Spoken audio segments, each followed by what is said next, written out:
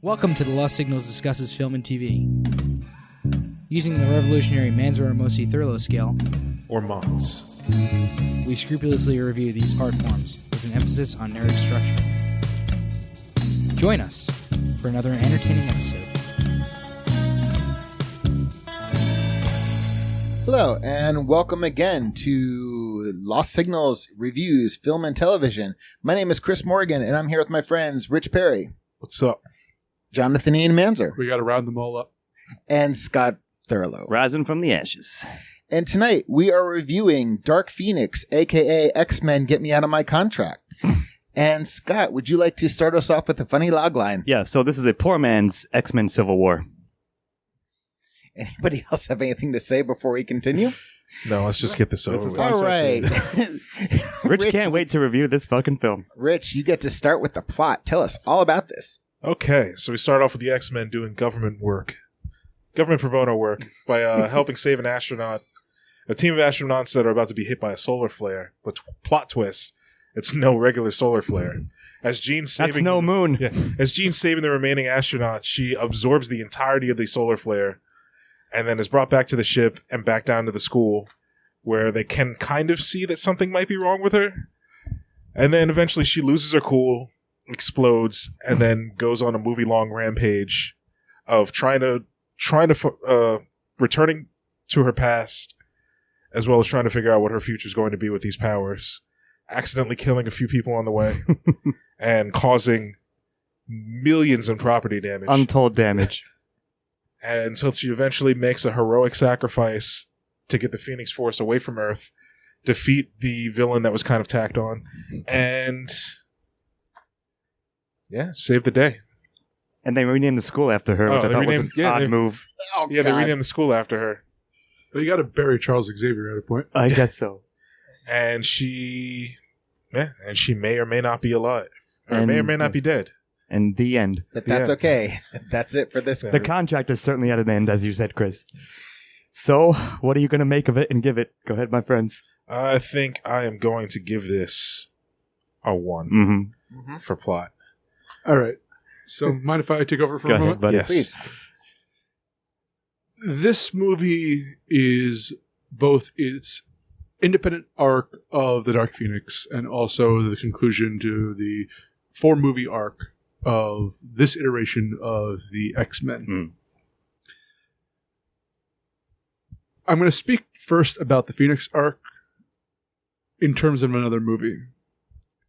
Carrie. Oh, nice. Both involve a youngish woman attacked by a giant red flow.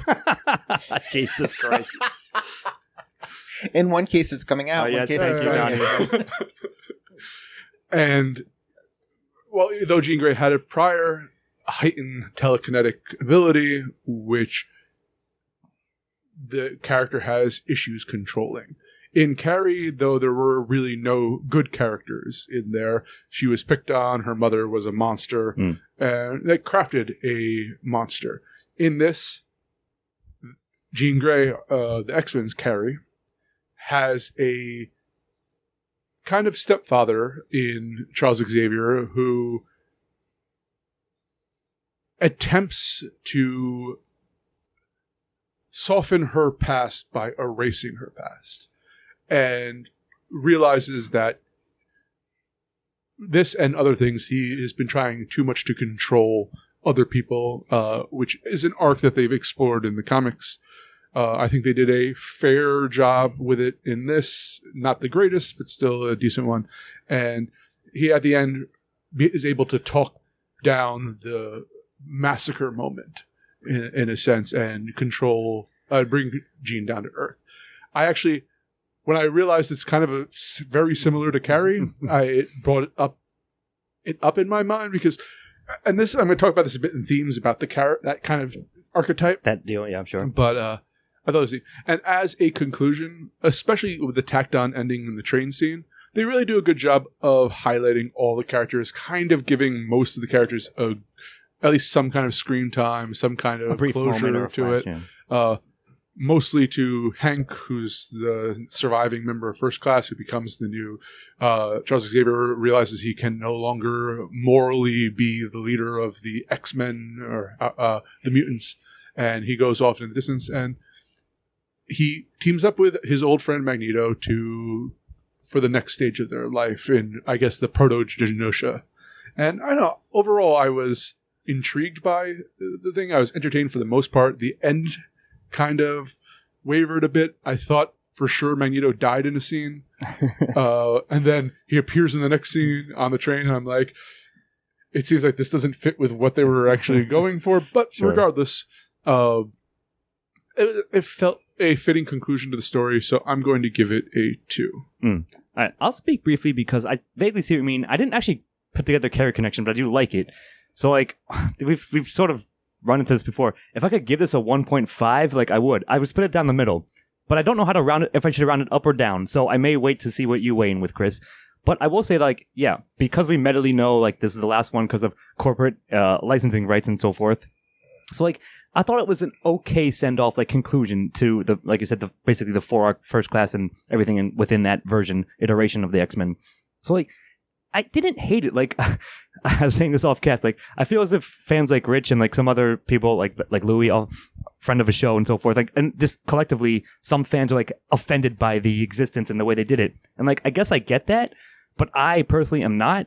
I don't think it was fucking amazing. I thought they did an okay-ish job overall. So like, this movie's like kind of middle of the road. That's why wanted to say 1.5. But that scene sounds like a 2 because it's I know, right in between a 1 and a 2. Exactly. Like, so like I could be convinced to go down to 1, but I'm sort of leaning to round it up to a 2, but I will leave off final judgment. Chris, what do you make of the plot?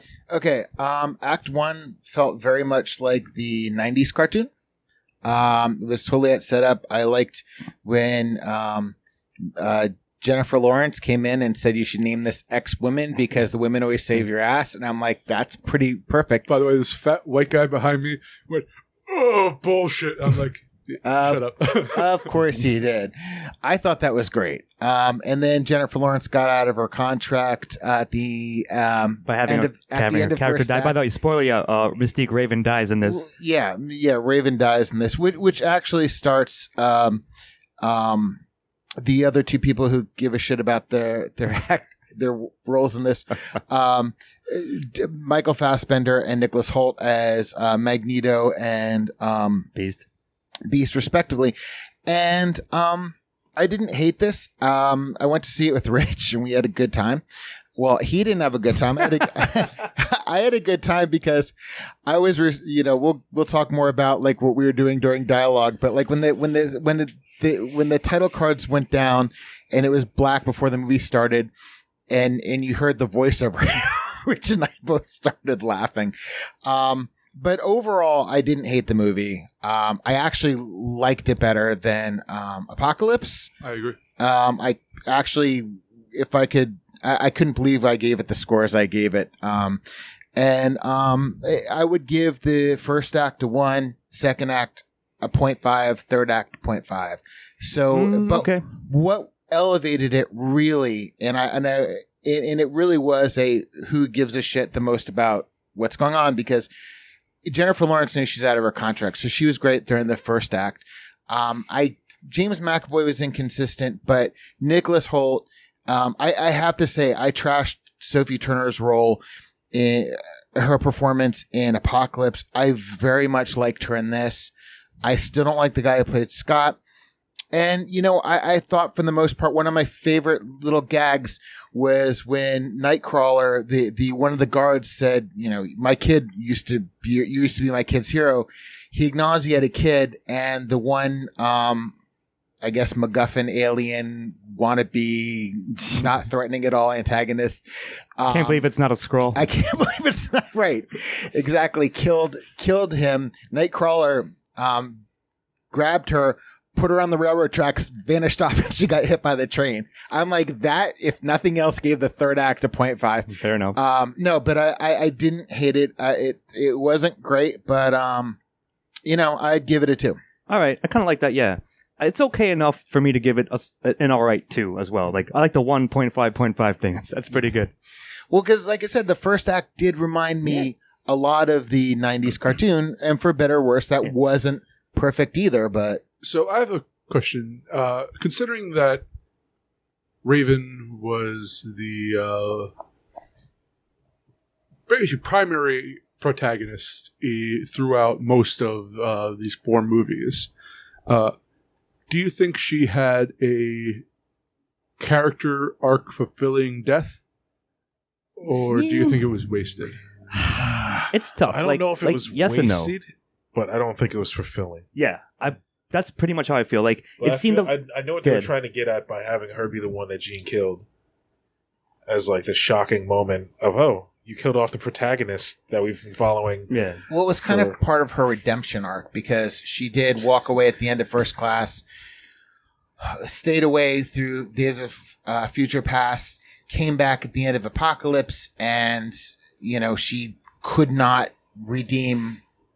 Yeah, she had the choice to leave again. She decided not to. Actually, she was trying to talk Hank into leaving too. Sure, Yeah. there was that moment. So, to answer that question, I'm pretty much on So I Rich's guess, side. like, were they in a relationship at this point? I don't I think guess so. I didn't get that out of I it. think he might have liked her. Yeah. I don't think she... I don't think it was quite reciprocal, we'll say. I mean, I feel like it was, though. I Like, couldn't tell, honestly. Because like they kind of had a thing going in First Class until he did what he did, and then like they had feelings for each other like over the course of the films, and I feel like it seemed like at least within the past 10 years that they had started some kind of relationship. I really couldn't tell from this film, But if you look at the core of First Class, of what would become, you have Magneto, of course, but in that you have Xavier, because basically he was his, foster sister, and then you had Hank, who is, even in Days of Future Past, Xavier's best friend.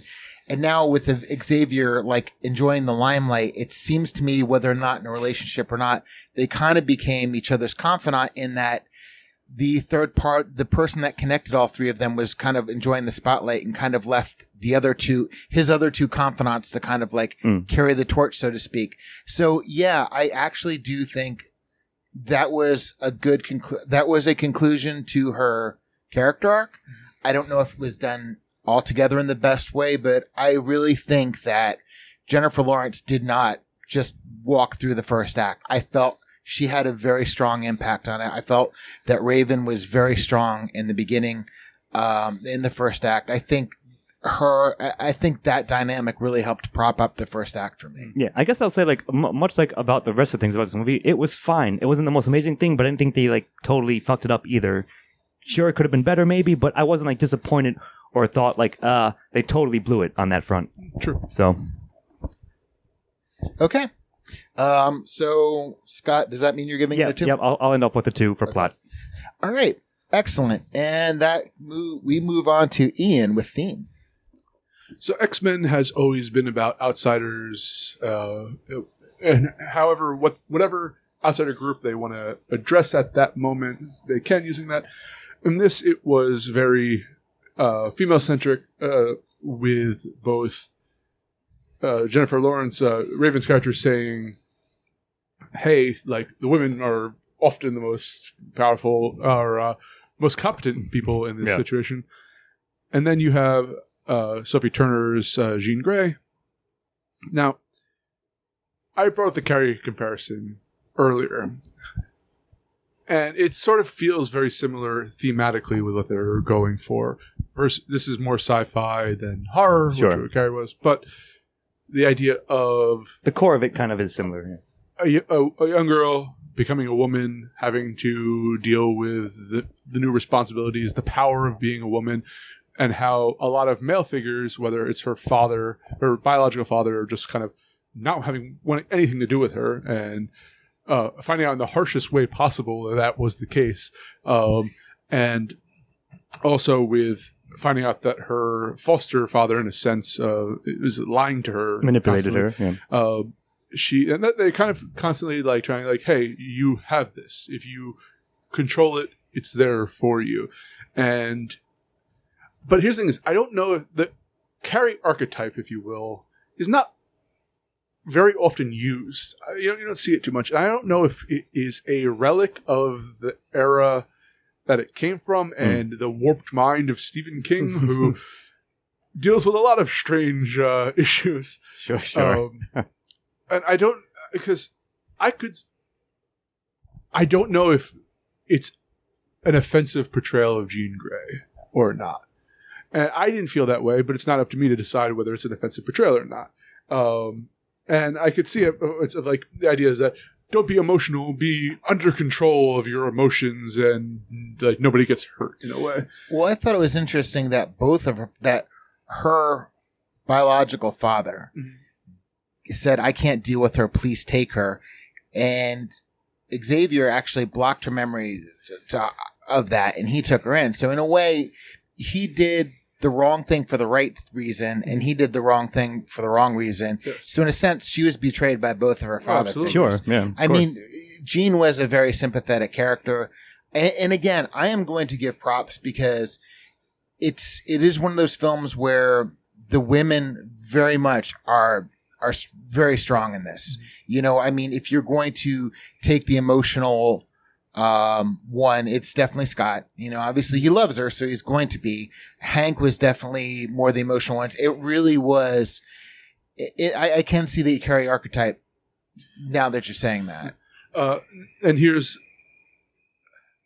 so I forget exactly what I was saying. Sorry. I was gonna say she's tragically strong, Jean Grey, like Carrie was. And also, they do set up that she was afraid of her powers before they were even magnified by the Phoenix Force. Sure. Oh yeah, ever since like they show that in her first scene in Age of Apocalypse. Yeah. Yep. When she's like, all the kids just stay away from me. And like heard like every nightmare she would have, she'd shake the entire house. And then Xavier would have to roll in and sedate her. See, this is the fault. Is that I don't remember that from Age of Apocalypse. Now, I'm not saying that's not, but I think that Apocalypse fell short in establishing Jean's character for this one. Yeah. Or at least making it memorable for me to remember that. And I think Rich said it best. He's like, they didn't earn this to do the Dark Phoenix storyline. They didn't like this what they did to this for this part of the franchise. They didn't earn that, and that's why. Well, and that's actually one of my biggest fears going into this, and this is going back to plot, was that they wouldn't establish Jean Grey as. I think they did a fair job of giving you all the information you needed for that. But thematically, is it empowering to women, which I think is what they were going for? I don't know. I think that was their intent to a certain extent. And I also thought that thematically they were trying to wrap up the 4 things, and I think they did do that, the 4 movies. So yeah, I don't know, man. Like, I'm somewhat on the fence. Like, you make a lot of good points, and not that I like am staunchly against any of it per se. I guess I'll say like mentally, like, of course, like the reason they did the Dark Phoenix line is because it's a rather well-known thing. So like it was and easy. Literally the only thing they can ever think to do with Jean. It was easy they could do it, exactly, right? So like cynically we can say that about it. I'm going to be meta for a second. Is that the guy who directed this is a longtime writer for these movies? Yeah. So I think he wanted to. Okay. This I think maybe his favorite story, and I don't think he thought that Last Stand did it justice. Yeah, because he wrote Last Stand too. Yeah. I didn't know that. All right, so I guess that's fair. But like, I don't know, man. I was gonna say like more of a theme of like, again, this has always been. It's not specific to this X-Men film or even like.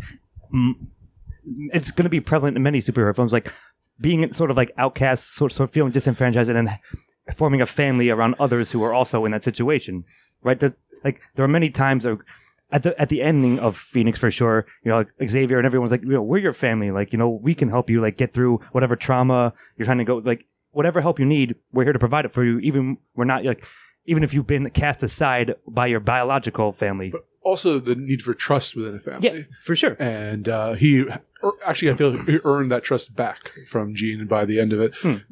Actually, just mentally on the feminist angle, I think it's funny that this was, in a sense, they had to change their ending because of another female-centric film, Captain Marvel, and I thought this was better than Captain Marvel. At least had a more sympathetic female lead in it.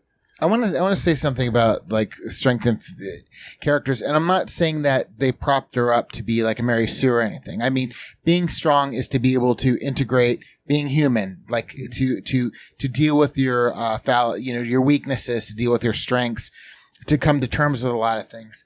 And I felt like they dealt that with her, and a lot of the characters felt kind of like props. I mean, Nightcrawler was there. They had to put Evan Peters in, Quicksilver because he's popular. No, seriously. No, I get it. I mean, but they did give Storm some gravitas, which they gave her a little bit.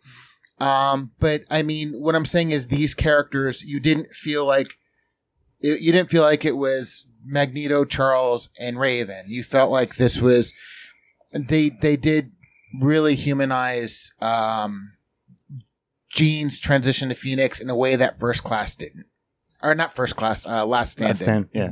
Sure. So, I'm I'm leaning towards the sides of a 1. I think it was handled well enough, while not like the best ever, but still like decently on all those fronts, all those points that you brought up. I think they were there and they weren't mishandled, and they weren't also like overly in your face to most degrees. So, Rich, I'm sorry, you were gonna. I wasn't going to say anything. Oh, okay, I wasn't sure. Do you have anything to say now about themes? Because I'll probably just give it a 1, like an okay 1 again, but. Mostly 1. Yeah, it had the themes you were talking about. I mean, it did a good job of showing Jean struggling with her new power and finding balance between that. And yeah, on that front, I'll have to get a 1. It's just good enough for a 1? That's kind of what I'm saying. Actually, Rich, this one's, I think, specifically for you. I don't know how many other people are. I really like the Superman of the Marvel Universe Sentry. Because the Sentry has almost infinite powers, except he has a fatal flaw of the creation of a monster with it. Yeah. And I love that more than just the kind of Mary Sue, Gary Stu type character. And I like the fact that Jean, like, at the very end, I can kill the villain, but that would take out everyone around me. And it was like, oh, you're actually showing the repercussions of having great power and the sacrifice needed for that. I was actually surprised she was able to put Scott's hand back together. He actually kind of took that well too. He was like, Jean? Well, did anyone? Hold on. Now that you mention that scene specifically, did anyone else get like flashes of like Endgame and shit because like he was like going to dust almost a bit? Like, yeah, I felt like they're like not throwing shit. I got flashbacks to Last Stand. I was okay. Yeah. I was thinking Fair Last Stand. She was dusting everybody. Yeah, that's fair too. But yeah, I'll stick with I'll go with a 1 for themes overall. Okay, so we got 4 1s, and we have Scott with the antagonist. Yeah, oddly, it is Charles Xavier, man. Oddly for you, I've been waiting for this. Okay, for years. Like it's cool. Like, yeah, I think I agree with it. I think it's a good move. Now, like, I don't know where to stick like Jessica Chastain's like whatever Dabari or whatever. Like that sort of tangential like side story could have gone away from this movie, and I think it still would have worked. In fact, it would have been better. In fact, right? So like the movie wants you to sort of like it's almost like it's like slow rolling you or like doing a bait and switch kind of. But certainly like the emotional focal point is Xavier's like treatment. Like I don't want to say abuse. He had the best of intentions, but he messed with Jean Grey and like that caused something worse down the line because of the also the happenstance of the Phoenix Force like appearing. And yeah, like I do think there's 2 good scenes where Hank tries to get him to. He's like just admit, Charles, that you were wrong. Like, you fucked up. And he won't. And it does at the very end. So I thought was like that's a fine like character. Like, again, nobody expects probably, or again, Rich, you say you might, but most people probably won't go into this expecting Xavier to be like the real like asshole behind the scenes about it. But he totally was. And I think that is a good angle to take. Like, it made sense given all, like you said, like the 4 movie arc that this comprises. And like, I liked it. Like, McAvoy maybe wasn't like the most like, in character Professor X he's ever been. Like you said, like one of you said, like it felt like he was phoning it in, like maybe kind of like maybe here and there, but overall he's still a good actor, and I think he did a solid job of being that sort of that facet of Professor X, like like that mindset where you don't often see that he can do that and did it, and it had repercussions down the line. So I also love it that his hubris destroyed the world he was trying to build, because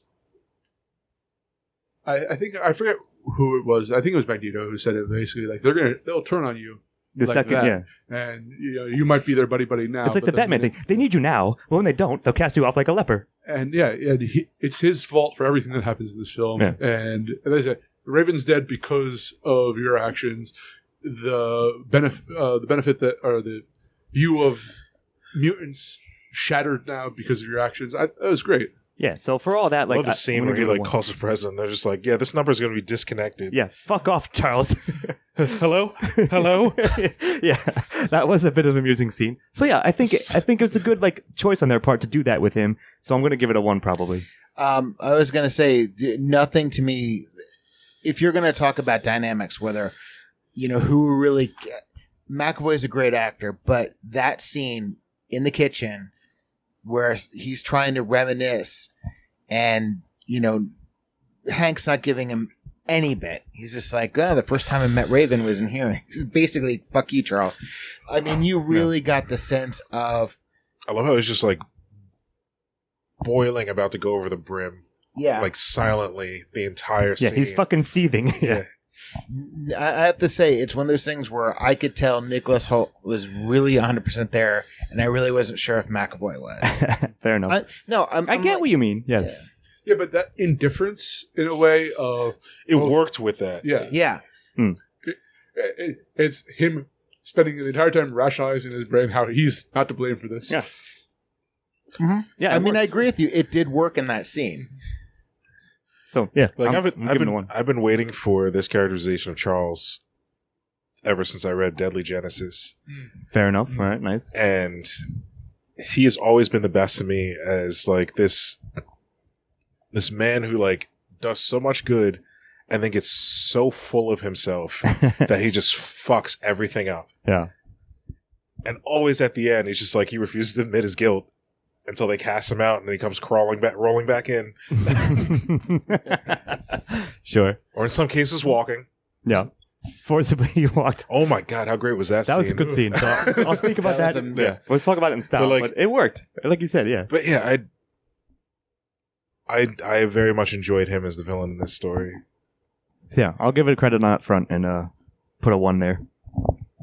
1 for So me. one's all around? Yes. All right. So it's to me with protagonist, and I've been giving this a lot of thought. Part of me wants to go to Jean. I'm trying to figure out if she was truly the protagonist or if it was Mystique and then she handed the baton to. I don't think it was ever Mystique. Yeah, I agree with Rich. So to be honest with you, I'm back and forth on this, honestly. I'm trying to figure out who the protagonist in this movie is, and I can't for the life of me see a clear protagonist. I mean, I think we covered it pretty well in themes. Like, it's clear to me, it is clearly Jean Grey and Sophie as her. Like, it's her. Like, the whole Dark Phoenix saga is centered on her. Like, the whole point. So, like, I think she did a good job. Like you said, like they maybe. I didn't dislike her as much back in Apocalypse, like as you guys said. So, No, I didn't say that. all right, one or two of you did. I couldn't stand her in Apocalypse. Some of you said that. So all I'm saying is, like, I thought she was okay. So, like, but I still think it was an organic character arc from there to here, and even internally to this story of Dark Phoenix. So I'm probably giving her like a decent amount of credit. I thought it was overall decently portrayed and a solidly written arc, if not like the best, of course, like adaptation or version of Dark Phoenix ever. I didn't think it sucked, and I think she was good. Sophie's pretty good. I think she's a good casting choice for Jean. I like her as that character. I think she did a good job given like the nature of the Dark Phoenix story. So that's pretty much all I gotta say on it. I'll probably end up giving it a 1 unless somebody has some amazing argument for 0. I was impressed by her acting in this. I thought she handled being overwhelmed very well, and getting pissed at people who don't know how to handle it very well. Overall, I'm going to give it a 1. I have to say, she has a really good God mode face. Yeah, I noticed that too. Like the I 100% agree, like the last scene when she finally just lets loose and starts destroying all the debris. You're right. Like that I slight agree. smile. Yeah, that look and she the gives crazy, people, dude, and it's awesome. And yeah. the crazy eyes, like that was beautiful. Yeah, she was. That was beautiful. I agree. She also does a good snot cry. Oh, yeah. And I'm like yeah, you are making yourself look actually tragic and thing. So Yeah. Hey, you want to just give her? the two. You just want to give her a hug up until she disintegrates you and everyone you love. Yeah, please don't kill me. I hope you feel better. And a napkin. Yeah, and I was gonna say Just that. your unattached hand with a Kleenex in it. No, I was gonna say her god face was awesome. And I agree with Ian that it would have been better without what are the aliens called? They were like The such Dabari. a The fake Shi'ar. bootleg scrolls. Jessica or whatever. Chastain's band. Yeah. It would have done a lot better because the more I think about it, We're about to like get to the first act where she is kind of meek and everything, I'm like, yeah, she wasn't. I'm like, yeah, I can see the protagonist because the carry arc. Since you pointed that out, the more I think about it, I'm like, yeah, that is a great analogy. So, all right, I can see the Act 1 thing. So yeah, she is definitely. That's Okay. that's my reasoning, and I agree with you guys for a 1 for Protag. Honestly, I would have liked it better if she was a little bit more. She was more confident in herself at the start of this movie, and then the Phoenix Force just like knocked her back to when she was that scared little girl at the beginning. That would have been interesting, but I think the movie had time for that. Yeah, but if they'd cut out the aliens, they would have had time. I guess that's which I guess we'll get to in a second, because Yeah. I would say it falls under Secondary. yeah. Okay. Yeah. So So I'll get. Oh yeah. Which is you, I think, Protagonist Rich, a 1. Yeah. I got secondary. You got secondary. Yeah. So So I was initially, the more we talked about this, I was initially going to give it a 0 because I felt that everybody was disserviced in this film other than Xavier and Jean herself. Jean. But the more I think about it, everybody played their part well. And I think the reason I was initially going to give it a 0 is because at times the movie made it seem like the secondary characters were more tools or like pieces to be put to like move the plot forward. Like Scott was definitely used as a tool. Oh, he is a tool. Yeah. He is a troll. I knew you guys were going to say that. Good setup. Teed it up. I just softballed that in. Mhm. But like then you have like Storm, especially Storm and Nightcrawler. There's like those two guys that are just like hanging off to the side, like, hey, Scott and Jean, we're here too. Like, hey, what's up, guys? Yeah. Or like, hey, do you need 2 bodies to warm the seats and the jet on the way to get Jean? And Like Quicksil- go on. and Quicksilver did like nothing. He was there. I was between for the first part. I was between FX series. I'm good. Sure. Yeah, Magneto, Fassbender always just puts his all into every scene he's in, no matter how little time he has. And it's always a treasure seeing him. And like the aliens, I guess whatever they were trying to do with them, they fit. Like as nameless villain, nameless mooks for them to fight in the final battle, they were fine. The was it the nameless mutants that they always like to throw in the background for each of these movies? Oh yeah. They were there. I mean, you can't have a Fox X-Men movie without them. It's like part of their contract as well. Yeah. But also, I might actually try to talk you. It's like this one's tough because I agree. Like, I know our tradition, like, and going back has forever been if 1 or 2 side characters are good, then you give it a 1. So, but I was initially coming to it with a 0 only because they were like basically props. And yeah, they had a moment of like Fassbender as Magneto has always been fantastic. I can't disagree with that. He does a lot with a little, and I think the script gave him like little to okay to work with. But like, I don't know. Now I'm sort of wavering back and forth because I guess my biggest complaint, and perhaps you guys might agree, is that the fucking alien thing, that plot B could have fucking been removed altogether, and it might have like if they could just focus on Jean's like struggle internally and her feelings about the portrayal of Xavier, that would have been really cool. Honestly, it would have been best if instead of having the aliens, they just had as like the dark side of Jean's But that's what I was going to say, right? So I could swear to you guys, I thought that Jessica Chastain's character was like the personification of the Phoenix Force, like talking to her, and not some random alien like group who came in. It was like, hey, That would have been awesome. hey, we're going to use the Phoenix Force to, I guess, remake the Earth, our homeworld or whatever. Like, it felt so Which is the plot superfluous. of every alien. Yeah, I thing, get it. Yeah, right. It's so generic. So like that's my complaint about that. Like it's generic almost alien motive number yeah, 106. exactly right. Like it's like a fucking trope list. 101 right there. Right? So like I really dislike that part, but like I do agree like they gave Nightcrawler, Storm, and even and Scott even like enough there. Like they were there fine. And like the one line maybe will come into a dialogue where it's Scott because he's like, if you touch Jane, I'm gonna fucking kill you. Like, Yeah. like that was cool. Like that. I mean, I believed him as Cyclops at that point. So like, I'm kind of wavering it, but maybe I'll just give it enough credit for a 1. But I was coming into it like less enthused. Hank did a good. Hank Yeah, McCoy, Nicholas Holt's awesome. Yeah, that's right. That's true. I'm sorry I forgot to mention Hank. That's a good point. but, And yeah, he did a solid job. and he was given good closure for the finale, especially him taking over. Yes. As the new As the headmaster. director. I appreciate that, like, he never apologized to Charles for the shit that he said to him and how he acted. Yeah, well, he was fucking It's right. just like, yeah, like, he's like, in his own way, he's like, I'm not doing this for you, I'm doing this for Raven. yeah. And here's the thing: is Magneto didn't. I don't. I really like to see how much time, because he actually felt more prominent, especially midway through the film when they reintroduced his character. He kept popping up, getting dragged back into X-Men bullshit. Yeah. They keep bringing me back. I love the look on his face when Jean shows up. He's like, God damn it. Yeah. And then, of course, when, like, Hank shows up, he's just like, I figured. And whose blood's that? Yeah. And then she's like, she's not there. She's not going to answer that question, and she doesn't. I don't know. It worked. Bohemian Magneto worked really well for me, No. or I guess survivalist Magneto. Yeah, however, but yeah, you're absolutely right that if it was the either she stopped talking to me, which is she's both speaking to people outside, I think, her own mind Yeah. at points, like that would have been a projection of that would have been very. I think it would have been much more effective than again in random alien generic I give plot. the aliens 0 like- for this, but I think I give everything else. It's like, she won't stop trying to get me to do this. Like, Jean, nobody else is here. Yeah. Yeah, exactly, right? Oh like, my God, that would have been if it was like such a better fucking like movie. Fight Club style thing or whatever, like, right? Like the projection of the Phoenix Force instead of like, again, generic Jabari or whatever the hell they were called. Like, is that even a thing in Chitauri? Marvel? No. Rich?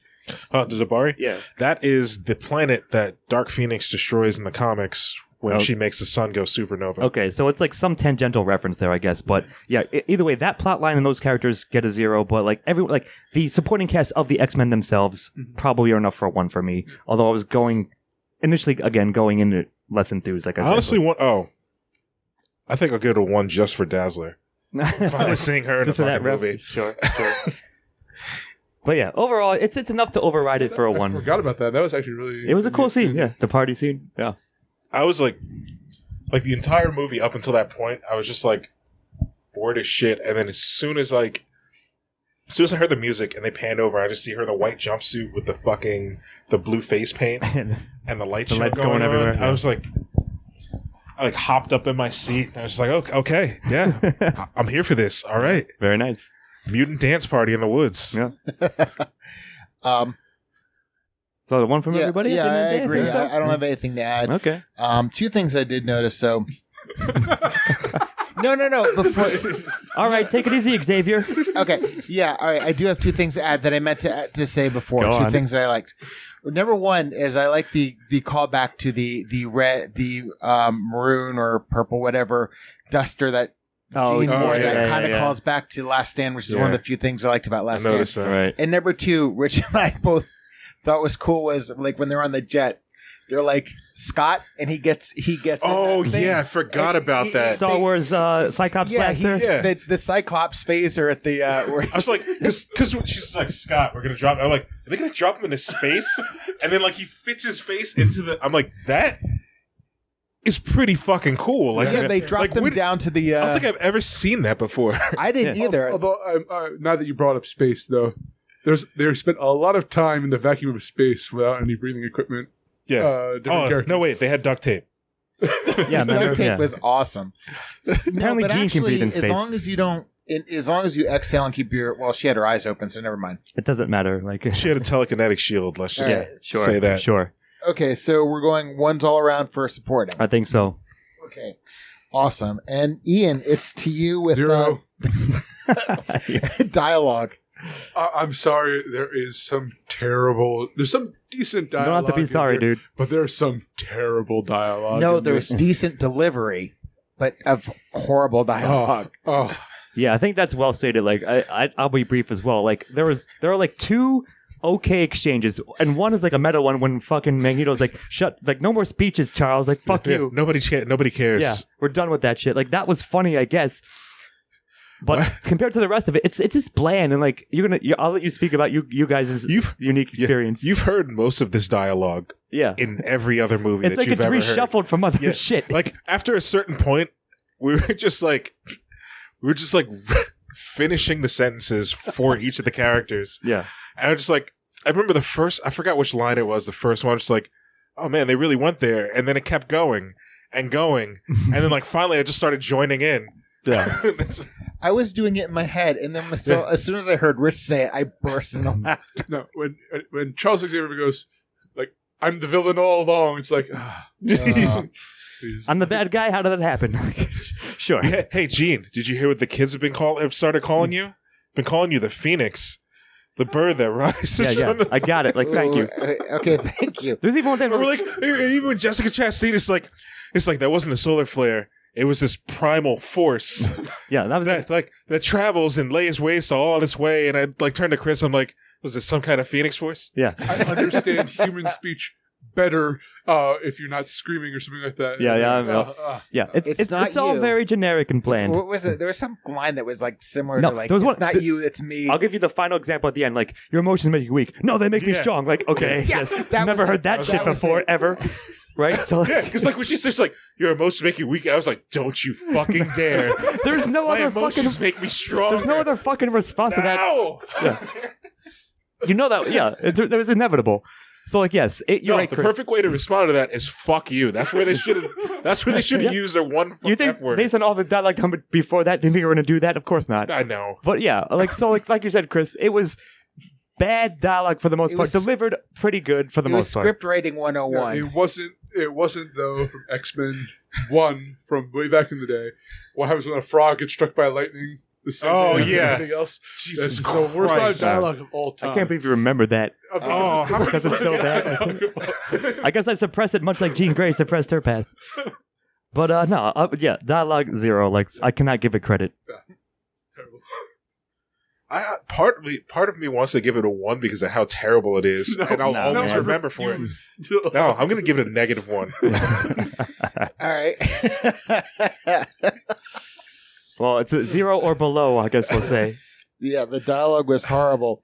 And Scott, it's to you with style. So, like, it's the same as it's ever been, man. It looked fine. Like, the Phoenix thing looked cool. Like, whatever. Like, you know, everyone's powers, like, were fine. It's always cool to see Magneto do his, thing. Like, the gun thing was, like... It's not like it's the most unique shit ever, but it still is a nice little turn for what they did. Like, it's always him, fucking with trains. And, like, I mean, like, I think someone of you mentioned that. Fucking Like, with trains. yeah, he brought up the subway train and the train thing at the end, like, whatever. So, like, yeah, I mean, the budget was fine. Like, beasts look really good, again, as good as they've always been. So, it was no different than any other of the new cycle of X-Men, we'll say. So, I have no complaints. Like, and even the normal shots and stuff, I think, were perfectly fine. So, I really can't complain too much. I think it was serviceable to good. So this is actually might be more on plot, but it's setting up the Okay. display of powers. Is that I actually like how they showed Jean Grey as the Dark Phoenix going one-on-one with all the great power players here. Yeah. Quicksilver is running up, and she's just like, fall over. And Yeah, she moves that piece of wood out of the way, so there's nothing to run on. Yeah. She goes toe-to-toe with Magneto over a Helicopter fight. helicopter fight. That's pretty good. And she beats Charles Xavier mentally. Yeah, so like I think it's overall. I thought the coolest actually set piece in it was Nightcrawler when the two mental people are trying. Oh, the One guy's trying to get so he can stab him, and then Charles Xavier's trying to get him to move over so it doesn't happen. And it just back and forth. It was really like neat. Yeah, you're right. And That was actually tense kind of That was a scene. little touch. Kurt, are you okay? No. Yeah. So like again overall perfectly solid. I didn't like notice anything dumb or stupid or out of place and that looked bad. So I liked all the parts you're talking about, and there are a couple other shots. But I have to be honest with you. I think Simon Kinberg, I think you mean the writer, director, the director, I think I was not impressed by his directing. Mm. I think there were some good scenes, but I thought overall I was not impressed by his directing. However, the one thing I did notice, and I seem to be the only one who noticed it, was Hans Zimmer's score. I was a fan of. It did build as the movie built. I realized I was like tapping my feet and playing keyboards on my hand, so I'm trying to decide if his score is worth the one. But I mean, like I said, but everybody else delivered a good, or at least decent performance, despite what I thought was a mediocre at best directing job. So I'm trying to. I feel you. I guess. I believe that the fight in New York was muddled. But I thought the actual train set piece, especially since that's a reshoot, actually did a good job of demonstrating everyone's powers. Uh-huh. So. Yes. I think the train fight did more for the X-Men than any of the previous movies, showing them. Like using showcasing them. Showcasing their abilities, showcasing their fluidity when they fight. Like in the comics, they fight as one single person, always. That's why they can't be beaten by anybody when they're all together. And the movies never really established that. They're always like grandstanding or like separated and having their own like smaller moments. This time you got to see them piggybacking off of each other. Yeah, that's a good point. And watching each other's backs. And it's always a pleasure seeing Magneto cut loose yeah. with like new and inventive ways to use his abilities. Jean, like we talked about prior, with her taking on the last of Dabari. And of course, just seeing a bunch of people get lit up by bullets. Yeah. Like that. And like that. Yeah. Yeah, man, like I said, it was solid overall. Like, I can't complain. Like you said, Chris, maybe like he's not as impressive as a director, but the style overall for Phoenix was good to, All right, you guys. good to commendable. Yeah, you guys convinced me. I mean, because like Ian said, especially the whole thing with like playing a tug of war with Nightcrawler was really cool, because that really was one of the scenes where I was like, are they going to kill Nightcrawler too? Sure. So, okay, is it ones all around? I think so. Okay, and it's to me with recommend. And, shit, I can't believe I'm going to say this, but I think I'm going to recommend it. I may not, and that may not be a strong recommendation. It may not be a run out and see this thing, but definitely, I would, it's worth a watch. It may not be something you'll remember. I mean, I would definitely recommend this over Apocalypse. I know I keep crapping on Apocalypse, but it's true. The more I think about it, the more I can't stand that movie. So, so yeah, I think I'm going to give it a recommendation. Well, I wouldn't recommend it over Apocalypse, but I would say it's like fine. Again, like if you're invested enough in this, like we said, this iteration, this version of the X-Men, like it's a good to okay send off, like decent enough overall. Like you said, worth a watch. So like maybe like a lower end one, but I still wouldn't say like fuck off to this movie. Like it was totally okay. So it's funny. I was talking to someone today about the movie, and he said to me, "I wasn't angry that I spent my money to go see this movie." I'm like, "That's perhaps like I actually that's kind of how I feel. Fairly Well enjoyed said. this film. Again, I think it's up there with some of the X-Men things. I think that the 24% it's got on Rotten Tomatoes is a travesty, and maybe I think it's just superhero Review fatigue bombing, that they're afraid to anger Disney, Marvel, so they're taking it out on Dark Phoenix. Sure. But I enjoyed this film. I enjoyed it more than Last Stand, and Yeah, That's not a high bar to clear. I enjoyed it more. Aside from Days of Future Past, I think this is the second best in this iteration of the X-Men franchise, and yeah, I'd definitely give it a fairly good recommendation. I was initially going to give this a 0 and not recommend it to anybody, but honestly, if you've been along for the ride for the entirety of the Fox X-Men, why not? It's like why quit now? Like why stop now? Like why stop at the last movie? Just limp over the finish line. To anybody who's like never seen an X-Men film before, is looking to get into the series, or is just like looking for a fun popcorn movie to see, I would not recommend it to. Yeah, I mean like, that's fair. That's a fair caveat. This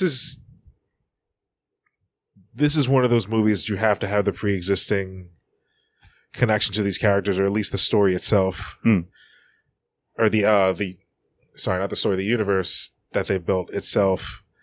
And it's not one that you can really like hop in and like have fun with, because it's a somber film. Yeah. True. And yeah, so That's a good buy. Yeah. yeah. Yeah, I mean that's a fair caveat. It's almost like the Endgame caveat. But yeah, like overall, like I like the I wasn't mad that I spent money in this film for sure. Oh, it Neither is was I. X-Men Endgame. Yeah, sure, I suppose. Yeah. So I'll give it like an So okay. can I give one. it like a Schrodinger's one? It depends who you are. You're saying, right? Yeah. Like, or more or less. But you would still recommend to like fans of the franchise and the series and the characters in general. Yeah. So I guess I kind of stand that in But like the same Ian spot. Too. said, it's better than The Last Stand. Yeah, So if you want a better Phoenix story, not the best, but better than but that. better than sure. that than what was before. Yeah. Maybe look at it right the third time. Like Yeah. before this, I would say that they should have ended it a Days of Future Past. But I think this film is necessary to end this iteration. Mhm. I agree with you on saying that. I I mean, mean, we it's- already technically got like an end to like their universe with Days of Future Past when Wolverine goes back to to his present. Yeah. but they did create a different timeline, so Yeah, that, et cetera, that he et went cetera. back to. yeah. Yeah, so you already know that she's coming back, and Xavier's going to be running the school again at some point. Although I think that Magneto should have died and Xavier should have died in order to, like, in a way of sacrificing himself Close off for this in. Jean Grey. And so Jean Grey realizes that he actually did care for her. And that would have really, I think, been a downer closure, and I think would have made this more memorable. Again, if they Would that mean they would rename the school the Xavier Institute for Higher Learning? they could combine it, you know. But if they sacrificed the alien shit, maybe they could have done that. But that's the unfortunate side effect of this. But yeah, I still recommend it overall, as well as you guys. It seems. All right. So What it do looks we got like there, buddy? Rich is giving it a 7. The rest of It's a us, lot higher than I expected to give it. yeah, actually, this is a lot higher than I expected too. You're giving it a 7. The rest of us are giving it 8s, which gives us an aggregate score of 7.75. It's okay. Which I think is what it should be, not a 2.24 or whatever it is. Yeah. On Rotten Yeah, I agree. I think you know, It's average to decent, yeah, or vice versa. But even so, still worth it overall. Yeah. Even with its stumbling. So yeah. yeah. Okay, then. Does anybody have anything else to add? I think we're all set, sir. I'm excited to see what Marvel does with this property. Yeah, that is true. Dark Phoenix, of course. They're going to start off with Dark Phoenix. That'd be fucking amazing. Oh no, Could you imagine that? no. Well, I guess we'll see. But sure, now that the rights have come back, we'll be looking I forward mean, to see. the thing is, it's like, you know, I wonder what they're going to do with Fantastic Four, because there's not been a good Fantastic Four movie. At least X-Men, there's been a few. All right. So anyway, Ian? Go on. Sure. Okay. All right. Well, that's it. And I've been Chris Morgan here with Rich Perry. Yeah, yeah. Okay. Ian Manzer. Dun-dun-dun-dun-dun. Dun-dun-dun-dun-dun. Scott Thurlow. Previously on X-Men. We'll see you next time. Good night. Editing and engineering by Christopher Morgan. Music by Christopher Morgan. Check us out on YouTube and iTunes for the shows, and on Facebook and Twitter for updates. Or mods?